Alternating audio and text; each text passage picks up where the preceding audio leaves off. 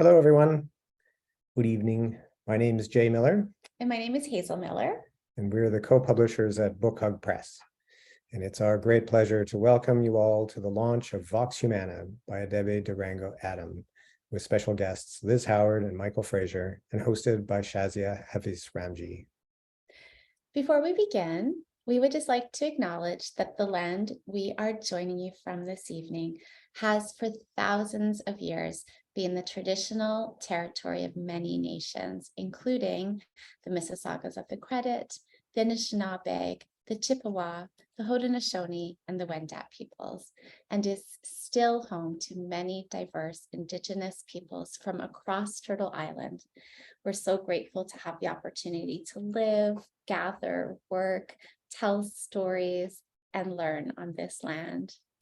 We also acknowledge, of course, that many of you in the virtual audience are joining from other locations, and we encourage anyone who wishes to do so to please share an acknowledgement of where you're joining us from via the chat function.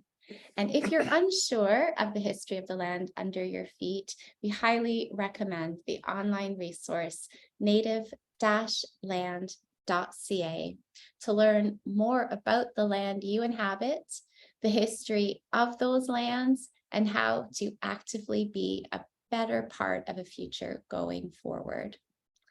And additionally, if you haven't already done so, we ask that you consider sending a greeting, a hello, a congrats note to Adebe and guests Liz, Michael, and Shazia via the chat function. We also want to let you know that closed captions are available this evening. To access them, just click on the CC function that appears at the bottom of your screen and follow the prompts. The launch is also being recorded, and the recording will be made available for on-demand viewing on our YouTube channel in the coming days. Regarding the format for tonight's launch, shortly, we're going to introduce our host and moderator for this evening, Shazia Hafiz Ramji.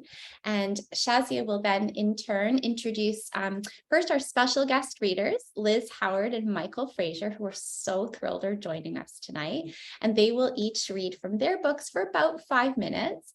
And following that, of course, Shazia will introduce the person we're all gathered here tonight to celebrate and fete, which is Adebe, and she will read from her new poetry collection, Vox Humana. Following Adebe's reading, she and Shazia will be in conversation with each other for around 20 or so minutes. And at the conclusion of their conversation, Shazia is going to open things up to you, our audience. And so if you have any questions, burning questions that you want to ask Adebe, then we ask you to start thinking about that, and you'll be able to type that into the Q&A button. Shazia will do her best to get to all audience questions, but just depending on time, she may not be able to do so, but we're certainly going to try to get to everyone's questions. And the goal is that we're going to wrap up tonight at 8 o'clock or as close to 8 as possible.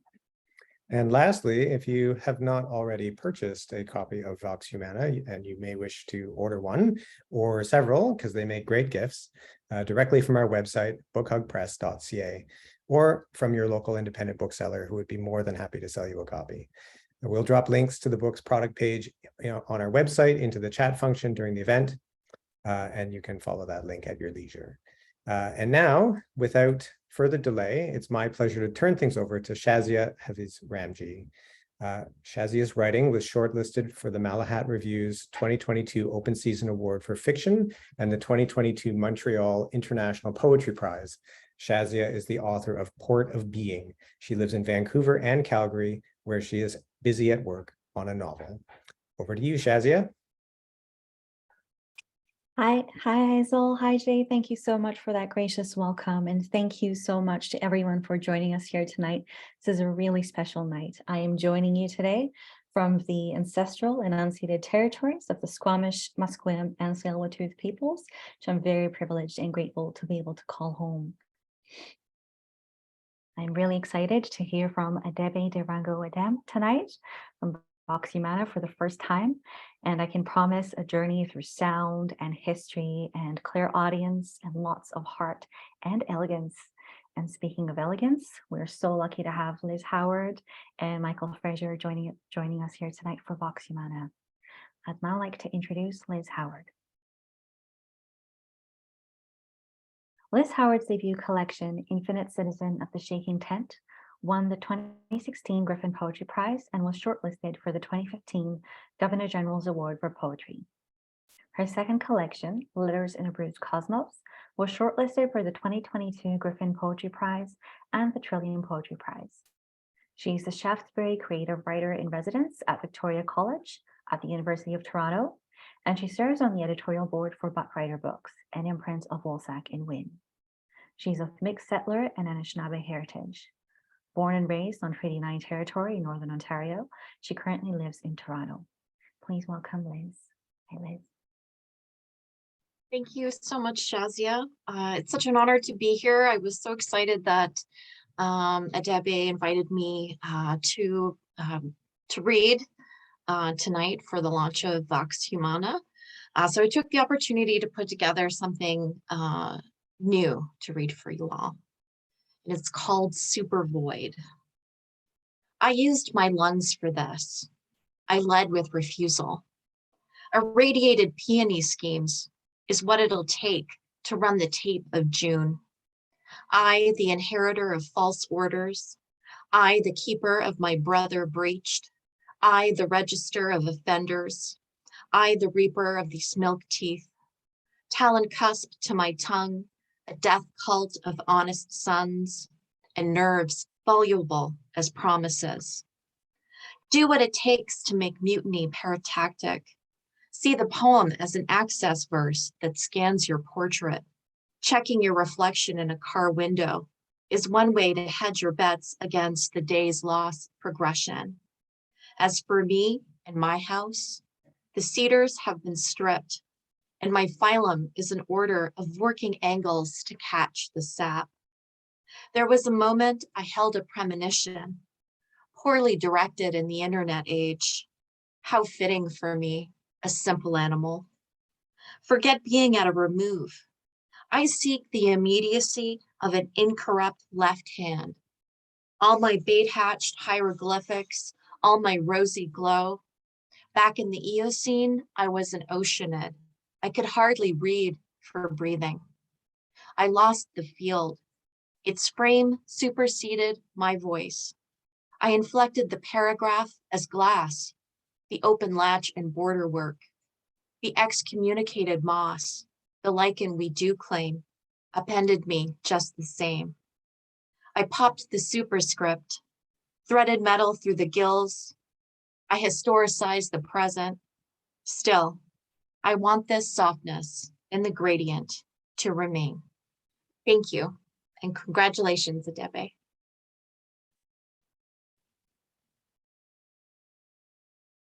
Liz, I had a feeling you would read something new. All those such powerful words, all that excommunicated moss is wanting to return. I can feel it. Our next reader for tonight is Michael Fraser, whom I've heard so many good things about, whom I'm finally getting to meet today. Welcome, Michael. Michael Fraser is published in the Best Canadian Poetry in English 2013 and 2018. He's won numerous awards, including Freefall Magazine's 2014 and 2015 poetry contests, the CBC Poetry Prize in 2016, and the 2018 Gwendolyn McEwen Poetry Competition. The Daybreakers, which is out with Biblioasis this year, is his third poetry collection. Welcome, Michael. Thanks for having me. And Adebe, thanks for inviting me to share in this night. I feel a spiritual connection with Adebe because our paths first crossed on Saturday, August 27th, 2005. If you ask how do I know the date? Well, we both at that time won the Toronto Star Poetry Competition. I was the adult winner and she was the youth winner. And I don't know if you, oh no, it's blurry because everything's blurred. Anyways, it's here. I should have checked to see if it would have blurred it, which is kind of weird. Oh, there it is. Okay. So I do have it after all this time. I've always kept it. And of course, she's blossomed since then, and professor and just incredible poet now. And I'm just waylaid with joy to read, and that she invited me to read. In sticking with the city theme, because her poem with that one, it's entitled "That's My City." So I will read two poems about cities from a group of poems I've been working on that are based on Gary Snyder's 1967 poem, Things to Do Around Seattle. And the first one I'll read is Things to Do Around Edmonton When You're Black. See the northern lights run play patterns across eternity's edge. Watch how night skies store a wandering moon. Lose yourself in West Edmonton Mall and shops swollen with the absence we all hold on to. See Parkdale elms clap leaf-fringed hands like awnings above hushed streets. Insinuate yourself into corridors and cubbyholes travel guides can't show you. Visit your middle school in Mill Woods. Think of the time your grade 2 teacher ensured the class God was white, and how everyone turned to look at you. Or the times you and your Cree girlfriend were mowed down by stairs, the two of you, a concept people couldn't read beyond. The way adults emptied the light around you. Touch the past, frozen under newly painted cinder block walls. Glance past low portables and think of how far you've come. Okay, and the last poem I'll read is Things to Do Around Winnipeg When You're Black. And I'm happy to announce that it was the winner of the 2022 Leslie Strutt Poetry Prize by the League of Canadian Poets. So this is it. Things to Do Around Winnipeg When You're Black. Start in the forks and meander slow as a season flowing through the market courtyard. Take the river walk to see where the waters meet.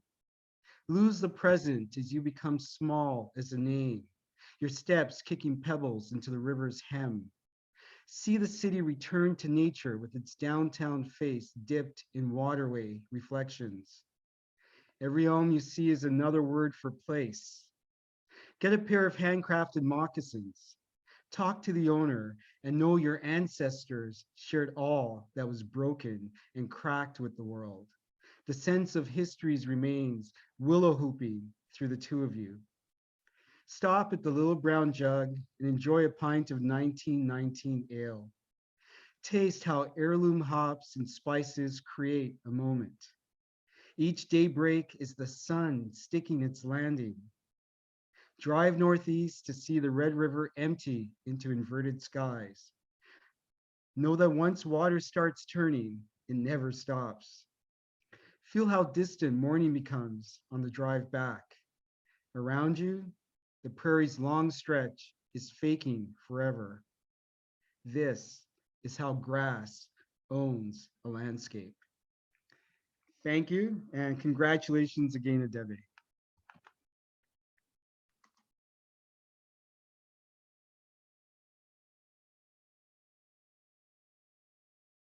Thank you, Michael. Those poems were so full of heart. Now, without further ado, it's time for Adebe. Wade Compton has said that Vox Humana is the voice you've been waiting to hear. And M. Nurbasi Philip has said that Vox Humana does what poetry intends. It creates new ways of seeing all that has always been not there. Adebe DeRango-Adem is a writer and former attendee of the Jack Kerouac School of Disembodied Poetics at Naropa University. She mentored there with poets Anne Walden and Miri Baraka. She's the author of 3 previous full-length poetry books to date: Ex Nihilo, a finalist for the Dylan Thomas Prize; Terra Incognita, which was nominated for the Pat Lowther Memorial Award; and The Unmooring. A poem from The Unmooring was featured in the 2019 Poem in Your Pocket anthology, co-created by the League of Canadian Poets and the Academy of American Poets. Adebe served as a 2019-2020 Barbara Smith Writer in Residence with 12 Literary Arts out of Cleveland, Ohio. and she was selected by Sonia Sanchez as the winner of the 2021 Boston Review Annual Poetry Contest. She lives in Toronto. Please welcome Vox Humana and Adebe.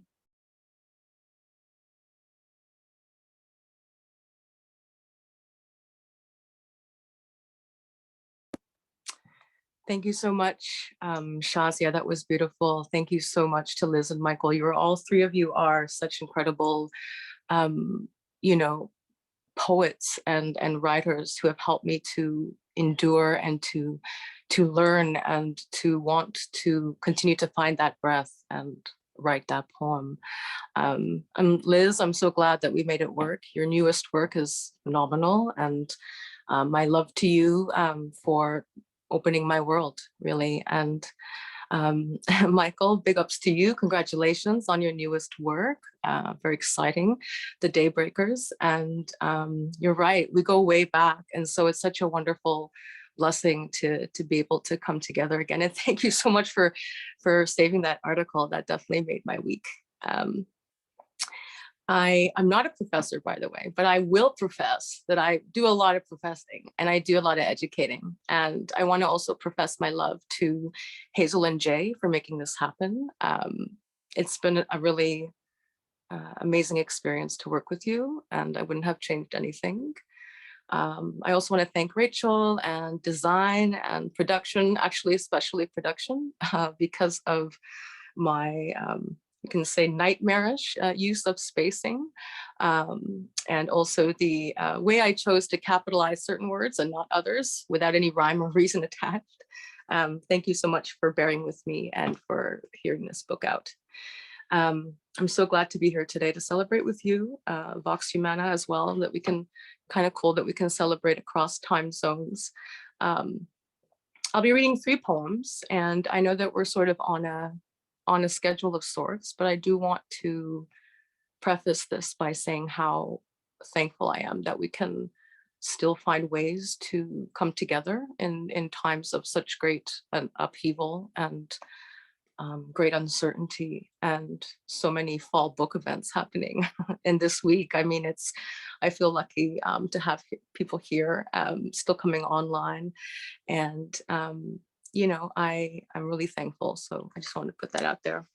Vox Humana opens the reader to the alchemy that happens between respiration and phonation, when air becomes breath, becomes speech and song, bridging past and present and future. From the opening poem. To build out of necessity, out of this hiss, gurgle, stifled, muffled cry for a worthier world, for a body tenacious and not so out of breath. To build out of survival's ruins, a lingua, a long, in other words, a long line of echoes, lineages, fighting for auricular coherence, and yet a type of peace when you hear that unmistakable key of variegated and un-English sounds, received in the ears as jewels, small prisms, abstracted from the heavy peninsulas we slip from. We didn't land to craft some humdrum idiom from some ho-hum lips. This is a script, a will to reach, chest first, into the wise, voluminous nest of glimmering verbs, to will the word per word story of what comes next. But first to recant what preceded what was lost. Become witness to a new metrics that renews and renames you, says you matter, says to you on the down low of yourself, lo and behold. Even when you are forced into the marginalia, you are building yourself an exit out of the domain of unsaid things. To declare and round them up one by one until they form a makeshift drum, beating, beating in the jewel of your ear. Familiar yet emergent, present yet. To go bold into the yet, to be heard of, is the only home I've known. A lingua, a long. In other words, a long line of echoes fighting for auricular coherence. In other words, a long line, lineages fighting, jewels abstracted, chest first, wise nest of glimmering. Thank you very much. In looking ahead to some kind of a future, in the past few years, I've asked myself, I found myself haunted rather by the question, of how does one write in a time like this? And I also found myself equally sort of haunted by the question of how do I not, write in a time like this? But also acknowledging that there are times that the words are difficult, and yet, what's the alternative, right? So this is called Vox Nox, and I've written it after self-care.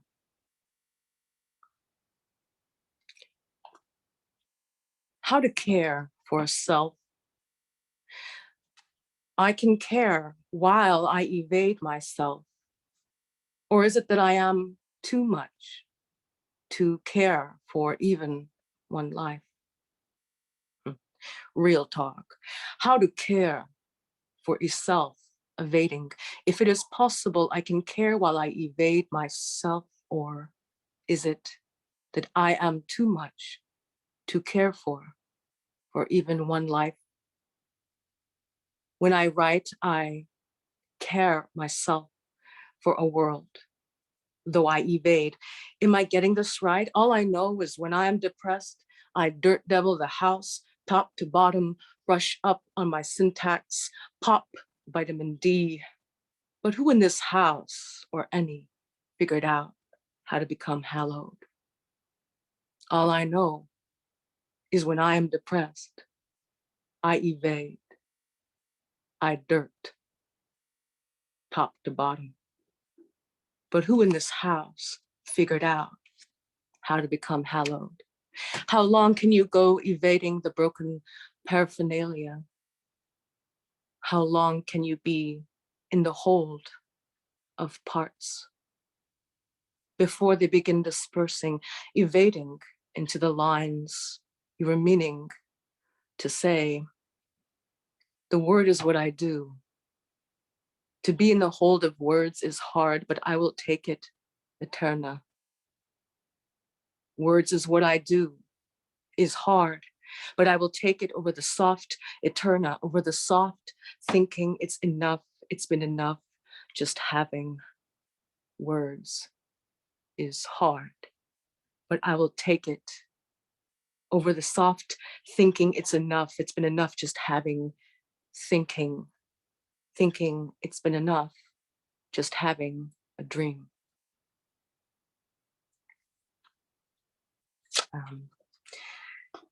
Even if I haven't been able to give it in person, I also wanted to just express my love to each of you for sticking it out with the, the online situation we have going on tonight, so that we could do a bit of deep listening together. I'm forever grateful, and I hope to catch you outside at a reading soon. I'll be reading next and last. There might be room for one more, but we'll see. Vox Pulmones Percussio.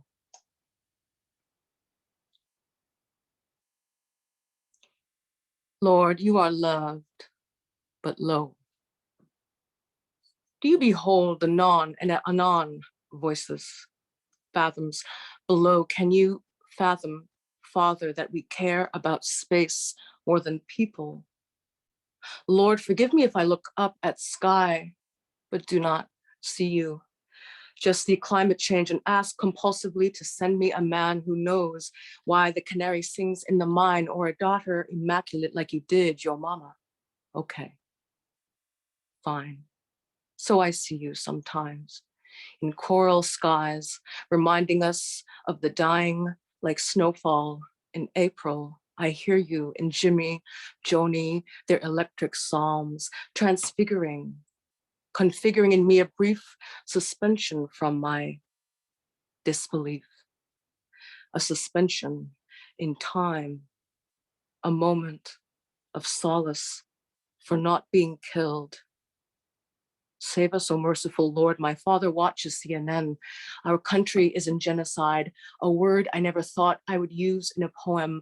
Why, O Lord, when we gifted you our medieval churches cut from a single rock, the Ark, the Atlantic.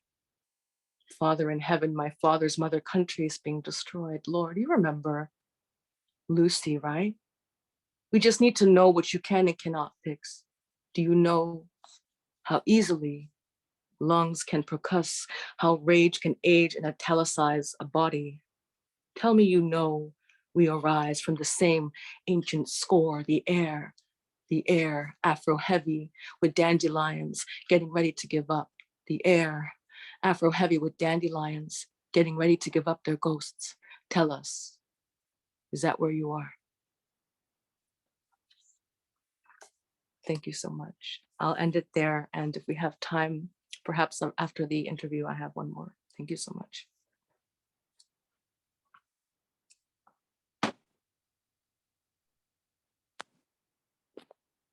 Adebe, there is the whole world in the score of the air in your poems. That was really, really magical. You know, all your poems remind me that it's such a privilege to be able to live in our bodies and to be alive. Yeah, you know, when we first spoke, you mentioned that there was a kind person who would let you play with an organ, and that's what led to Vox Humana. And Vox Humana is the name of one of the stops on the organ, if I'm remembering correctly. Would you be willing to share that story with us?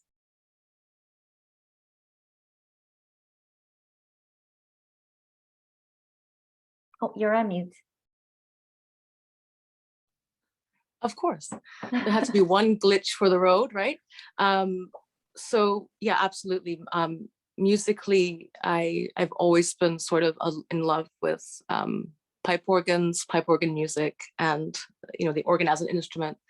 But I could never find the time or the resources to play, and so I also realized really early on that playing the organ is not so much of a hobby. It's sort of more of a vocation type of thing. It's sort of a life commitment type of an instrument. And so the kind person that you reference is former choir master and head organist, Dr. John Tuttle, who at Trinity College, U of T.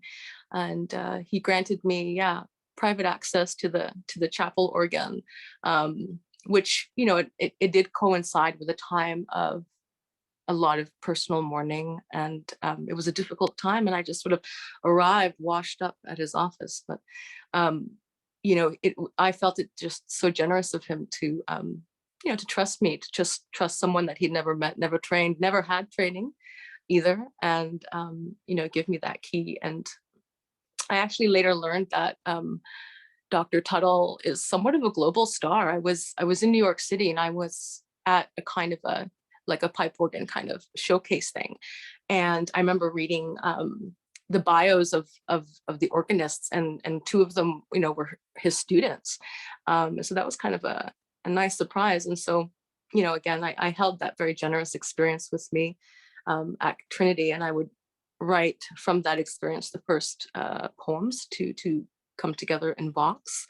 I mean, I would also come out with 2 more books in between that time and the beginning of 2019, when I sort of started writing Vox in earnest. So yeah, it's been a kind of a journey. I think what's interesting is that in the beginning, it was supposed to be a book solely about, pipe organ music, about voice, about register, about resonance, about even things like metacommunication. I know that's a big one, but like metacommunication in the sense of the non-phonemic, the non-linguistic ways that we can convey meaning, that we can convey emotion. And so, it could be the pitch that we use, or the volume that we use, or the loudness. It could be, our intonations.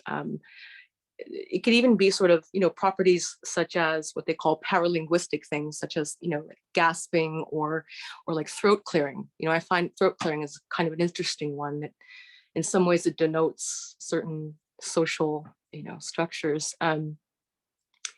But yeah, and so I was going towards that. I was sort of interested in that sort of trajectory, and then suddenly we were in the midst of a pandemic, and George Floyd was murdered, and proliferation of wildfire and war, and I couldn't see myself staying in, the realm of semantics or linguistics comfortably anymore. And so I kind of made the kind of like conscious decision to sort of take the temperature of the world around me. And so what's interesting is like kind of, Vox meets the reader very much in this moment in time. I, want to recognize that we're living in a time where many, many voices are in real time being suppressed. And I stand with people protesting right now all over the world.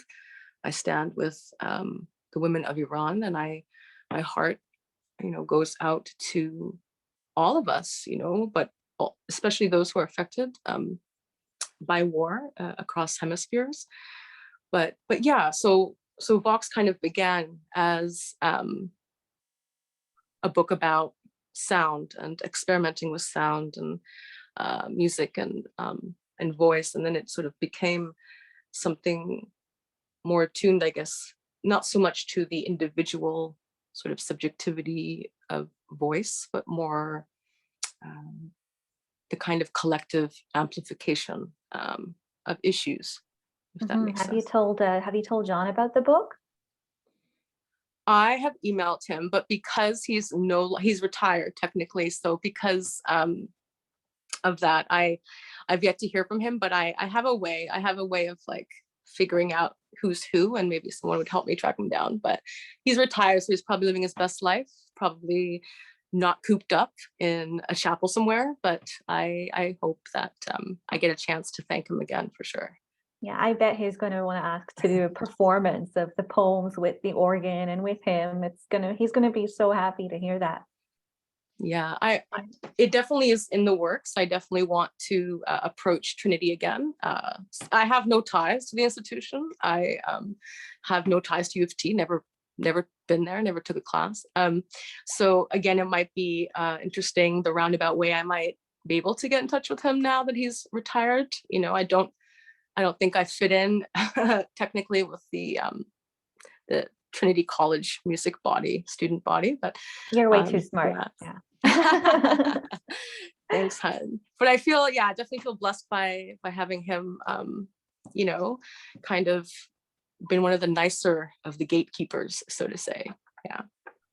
Yeah, and Adebe, you were talking about all these different ways that voice can sound, and all the different ways that our body and the air can be scored. And I just want to talk about the structure of your book, the fugues, and the way that you've used slashes to, convey breath and the score of the words. Could you talk a little bit about the structure and the form? Yeah, so I guess dividing the book or imagining the book as, three fugues was sort of to kind of I guess I would define it as a kind of a bridge. And what I mean is it was a means to kind of bridge what I felt was a very superficial or artificial gap between, literary book poetry and necessarily music-minded spoken word as an art form. And so I've always found that there's a kind of a quiet hierarchy there that I've always found kind of worth pulling apart. And I think Vox does that. And I think probably most of my works have done that. But yeah, I mean, those who have a copy of Vox will definitely see what I mean, that I kind of leave these sort of spatial cues or clues for, you know, for how it could potentially sound, or how it could potentially, you know, be performed on stage, while I also want to leave room for conjuring different potential readings or iterations. And so I guess the poems are sort of trying to transform, I guess, the written word into a sort of a verbal artifact, and maybe even vice versa. I don't know about that, but that's sort of the way I kind of look at it. And so I think experimenting with ways that we can speak quietly, that we can speak loudly without the use of like frantic punctuation, ways that we, we can speak in asides, right? I kind of play around with that. Like, what does it mean to kind of typographically show what it means to speak in asides? And ways of obviously talking back, ways that would make the late and great bell hooks very proud, I hope. And things like, what does it mean to, I guess, take on a lingo, or take on a language, or unlearn a language if possible? What does it mean to know a certain code? So these are all the kind of questions that I was thinking through as I was considering the ultimate structure of the book. But, yeah, I would say that the slashes are, you could look at them as pauses in breath, the pauses in breath that kind of make speech possible, or speech audible and understandable in that sense. And so I'm interested, I guess, in the page as a kind of a sonic space, a script of sorts. I have this quote, and I shared it with Shazia earlier, but I return to this quote again and again, which is Lily Longsoldier's from her book, Whereas. It's the rise and fall of the voice we must capture to mean a thing in writing. And it's so that the rise and fall of the voice is sort of where it all kind of comes together for me. And so trying to sort of hold in the form of the text the energy of orature, the energy of the performance, that kind of non-repeatable aspect, I guess, of the performance. And there are different voices at work too. And so a fugue is kind of an interweaving of different parts. And so I see this as also interweaving different voices. And, there's the voice, obviously, of the poet, the voice, maybe the poet registers as they compose, or as they compose words. There are clearly the voices of past and present influence. I kind of pop in. I have a lot of literary influences that kind of show up throughout the book. And finally, there's like the actual voice of the performance in a kind of a self-reflexive way, in terms of, again, wanting to get that dynamic, that visceral kind of energy of the performance, and thinking about, okay, so how do I translate that onto the page while I leave, the doors open for more than one reading, while I also, I have to acknowledge that there's an architecture as well to the poems in the book that you may or may not hear or see in a performance of it. So yeah, I mean, anyway, I think it's a kind of a book that definitely, it's an eyes open, it's an ears open kind of a book. And maybe even the Latin titles, I was thinking about, the idea of Latin titles. And I often get that question of like, why are you making our lives difficult? and it's because I'm terribly mean. No, I have always loved and taken to writers who are interested in pulling apart language, in making it unfamiliar even to us for whom English is, our first language. And through that, I was going to say critical race theory. Well, that might not have been terribly off, but I was going to say critical thought in the sense of questioning every root, right? Like questioning every word, every root, every process by which a word becomes meaningful, accepted, agreed upon, rendered meaningful. Yeah, so that's sort of, I hope that kind of in a roundabout way answers. Yeah, there's so much, that image that you had of the wise nest of glimmering. I'm just feeling right now like everything you're doing is such a gift, Thank you, Thanks so Adebe. much. One last question for you, and I just want to interrupt us to ask the audience to share their questions in the Q&A if you haven't done so yet, and Alex and Rachel will pass them on to me. You might not get to all the questions, but we'll try to get to as many of them as possible. So Debbie, I just want to ask you, so many people have given praise for your work, Edmund Basie Phillip, Wade Compton, they've both expressed lots of admiration and blurbed your work. And they're also influenced by music. Wade is influenced by dub in particular. And I know that you're heavily influenced by jazz and blues. Would you be willing to talk about how your diction is influenced by these musical traditions? For sure. Wow. So first of all, I'm incredibly grateful, and I'm, when I think of Nurbasi and when I think of Wade, I think of just brilliance, and I'm so thankful to be in their vicinity, to have learned from them, and I hope that I'm able to witness what they continue to produce and brilliantly do. For me, I guess for those of you who don't know me so well, the spoken word is really where it all sort of began for me. And I mean in terms of orality, in terms of storytelling, in terms of actual multi-generational practice of storytelling, passing stories down through that. And it's sort of the idea that there's a kind of, it's not just a talent, but it's sort of an urgency that there's a story that must be shared. And so looking at, from orality and that kind of a basis through to, well, definitely my engagement with the Black arts writers and musicians, and through to the Dub Poets Collective and the dub poetry sort of scene in Toronto specifically. I have to give a hug to Lillian Allen, who I love so much, and she's sort of my poetry auntie.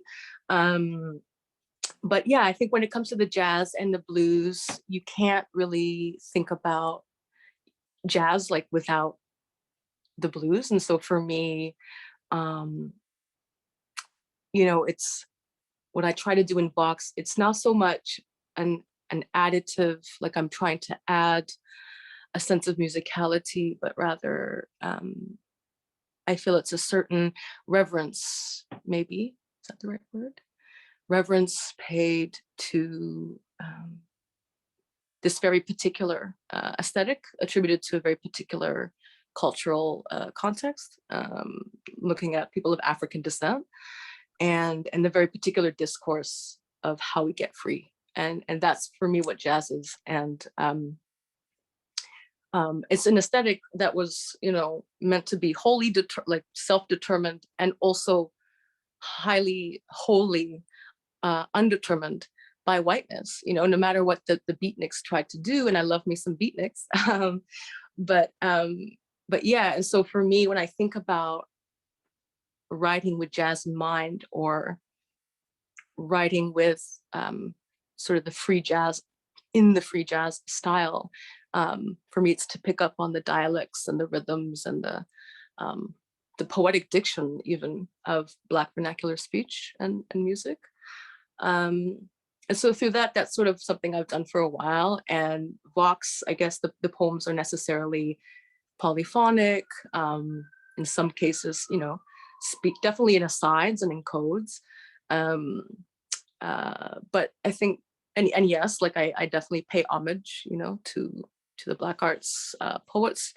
But but I think it's also a book that has something to say about current crises. And so, you know, what crises, you ask? Well, you know, where do I start? Neocolonialism, patriarchal domination. You know, I can't help but feel a certain type of way about, you know, the environment, the degradation of that, and the proliferation of the military, prison industrial complex. I mean, I could go on, but and then there's like police brutality, which some people would say is a misnomer because it's a redundancy. And so I'm trying to work through that. And so it's almost like I reel in the reader with the jazz, and then I pull out all the stops, you know, and then I get a little bit, you know, and these are like, I feel that Vox takes an abolitionist kind of stance, and yet it's bringing up things that are not necessarily new in a sense either.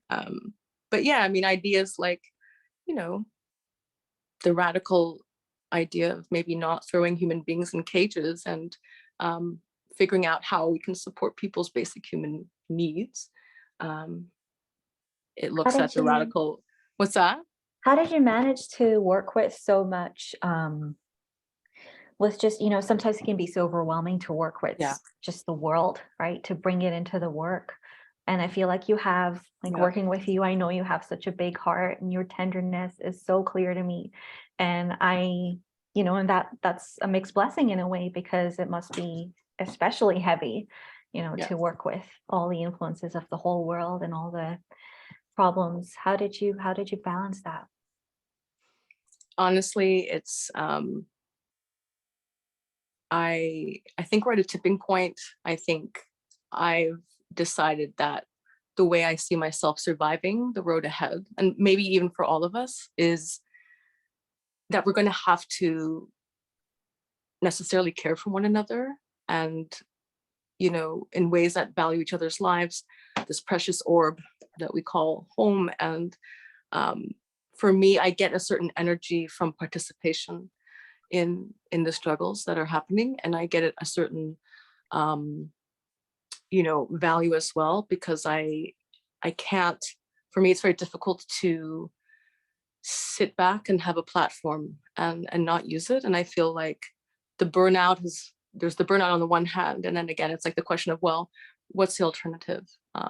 And so I think it's a question I ask myself every day, you know, how do I manage the energy? How do I navigate this world? How do I deal with the fact that as a, you know, person of color, a Black person, that you know, I'm not meant to, it's not meant to be easy.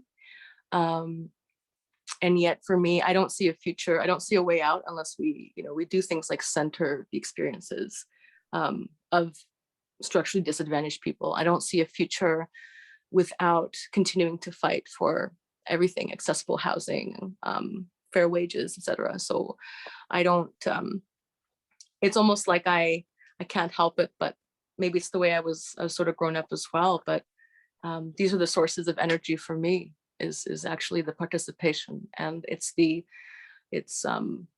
I get nervous when I don't feel as well, and I feel unable to participate meaningfully in these movements. But hopefully, you know, writing is one of the platforms that we use, and from that we draw attention to the crises, and we also hopefully imagine, you know, again, how to get free.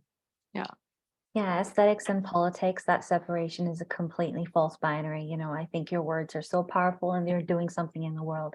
That this is activist for you to publish your work and to put it out there. I'm just going to look at the Q&A. All right, while we wait, I'm going to ask you about clairaudience. Your book is dedicated to, your dedication is for the silenced and clairaudience among us. Could you talk about clairaudience a little bit?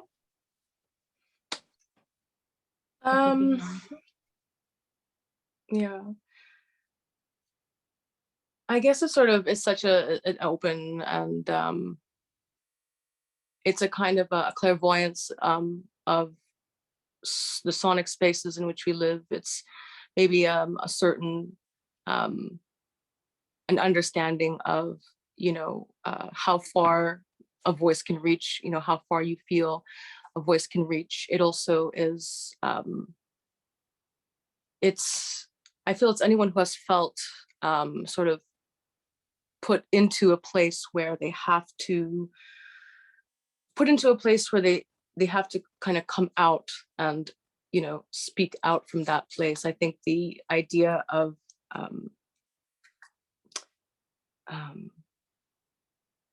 just writing as well is a kind of listening, and I feel that writing is a kind of a listening act as much as it is you know, a writing act. But I don't know, I guess it could mean various things for, you know, for various people. I also, it's sort of, I'm very interested in like the atmospheric sort of aspects as well of where a voice goes, sort of looking at echolocation. I'm really interested in, you know, the echo as a kind of marker of where we are in time.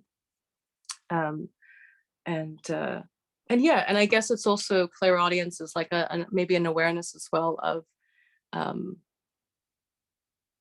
you know, the places that we have been able to survive on the basis of being heard, you know, and you know, being heard in and of itself is as a kind of agency and a kind of a power as well. So yeah, but I hope that kind of, I don't know if that's clairaudience can mean several things, and I'm sure that it means something to you as well. I know that you've done a lot of work in it as well. Yeah, I think I see it in your work when you know, you honor the stray thought, or what I like to call the stray thought, which might seem, you know, tangential or weirdly associative initially, but then you have a way of bringing it together, especially with what you call the quiet hierarchy, you know. So even if it doesn't feel like it fits in a commonsensical way, you still manage to make it work. You know, you still draw associations through the score of the page, through the quiet hierarchy of the parentheses and the commas. And yeah, you're amazing, Adebe. I want to ask Oh my you gosh, to stop. yeah, will you close us Thank out with you. a poem? You know what? I will. And I do have to say once more that, you know, I'm really thankful for you, Shazia, for Liz, Michael, and everyone else for coming in tonight to listen. It's been a blessing to be able to see this come out, and I hope to see it reverberate with more audiences. And Untitled.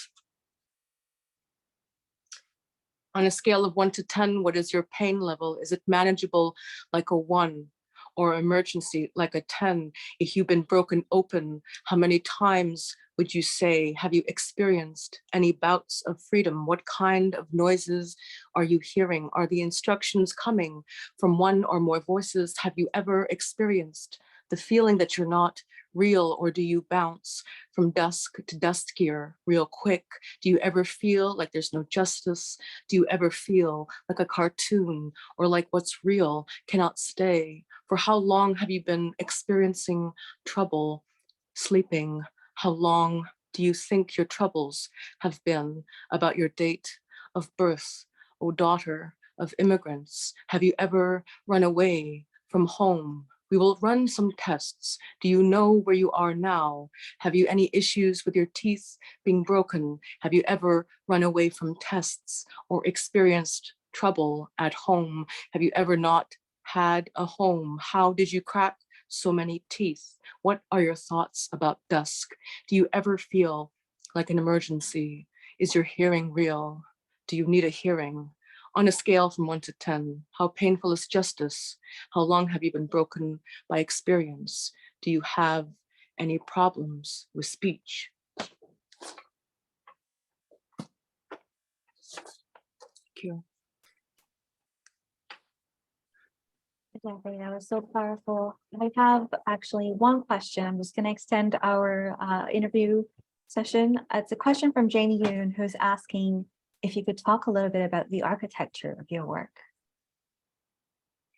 Architecture of my work, okay. Well, I guess the the definition of a fugue is sort of, it's a composition of many parts, but they weave and they kind of come together. And so I believe that in looking at like the traditional ways in which we hear and we comprehend, sound and language is kind of coming at us in all sorts of directions. And so in reality, we're hearing multiple voices at once. We're hearing, different reverbs, different echoes. And so I wanted in the architecture, meaning I built the poems to kind of to reflect that, that multiplicity, that poly sort of vocality, or this idea that this is not adding multiple voices, rather it's the structure of how we live. And so I'm sort of staying true to that, to, I guess, the sonic architecture of how we live and how we negotiate meaning. But I also, I love poetry that takes risks with form. And I hope that, Vox does that. And thank you for that question. Thank you, Jamie. Yeah. All right, it is that time of the evening. Now I'd like to welcome Jay and Hazel back to our interview session. Hello, everyone. Hey, everybody. That was so wonderful. Yeah. Thank you both so much. Thank you, everyone. Yeah, So much. great conversation, Yeah. and so wonderful to hear you speak so much about the book. It's great. Terrific. Yeah, sadly, we have to begin to wind things down now. We have a few words of thanks to share ourselves, but before we do, Adebe and Shazia, are there any final words either of you would like to say before we wrap up? I just have so much love, and I'm so glad that we could come together and remind ourselves of not only the good work that Book Hug is doing, but also the very important work that this writers are doing in Canada. And I'm so blessed to have shared space with Shazia and Liz and Michael. So thank you all so much. I will forever be in your debt. So I hope there won't be any final words, and we'll all continue our polyphonies beyond. Oh yeah, I've good learned point. so much from No your words. work, Adebe. It's been really, really wonderful. thank you so much. Right. Wow. Oh, well, okay. Well, thank you. So very much. We would just like to thank you, Adebe, for trusting us with your book. It really has been a sincere privilege and a real honor to work with you on this very magnificent and beautiful and moving collection. And we're so happy to be able to celebrate this with you and everyone in attendance tonight, and are very excited for readers who've already met the book, and the readers that are going to meet the book, and the wonderful engagement that they will have with the text. And of course, Shazia, a very big thank you to you, not only for your incredible and insightful editorial work that you brought to the project, and I know that it was a lovely editor-author experience for the two of you, and we're so grateful for that, and we're really thankful that you could be here tonight to host and moderate, and thank you so much. Yeah, likewise. Very, very happy to share space with everybody. And of course, Liz and Michael, who we just adore, and we're just thrilled when Adebe said that you had both graciously agreed to read tonight. Thank you so much for your wonderful readings as well. And we'd like to, of course, thank our own Rachel Gary for all the work she did to get us all in good shape for tonight. Thank you, Rachel. And Thank you. as always, a big thank you to Alex Spears for doing the magic work of running the tech in the background, because if it was left to Jay and I, well, it wouldn't have happened. So thank you, Alex, as always, for pulling it all together for us. And last but certainly not least, a huge thank you to everyone in the audience. We know that there is a lot going on in the world, and the fact that you all took time out of your busy schedules to join us here in this virtual space tonight to celebrate Adebe and her work means a lot to us. And I know it means a lot to you, Adebe, and really thank you one and all for bringing your energy to this event tonight. Mm-hmm.